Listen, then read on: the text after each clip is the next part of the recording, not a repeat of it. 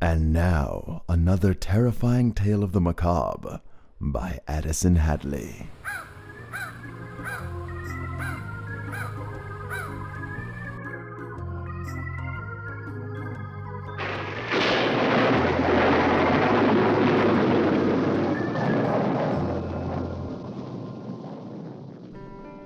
Boo!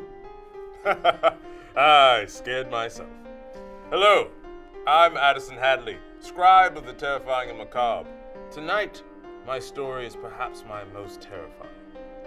It's entitled Beastly Sounds.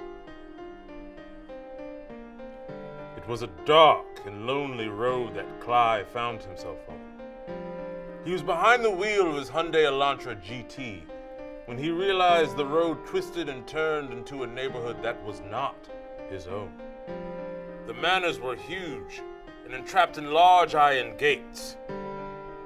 Clive's brown skin stood out of place in the sanitized town of terrified and suspicious looks. Beads of sweat dripped down Clive's head, for he had priors. He quickly tried to back out of the clutches of the iron-gated town, but it was too late. He felt the hot gaze of the red and white fire, the tireless sentinels that kept the town safe, waiting for innocents like Clive to trip into its web.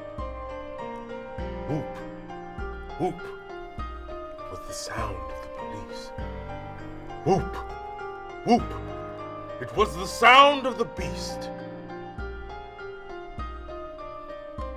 Clive was never seen again, but it's been said that his girl Felicia is being sent all his back payments on his Hyundai.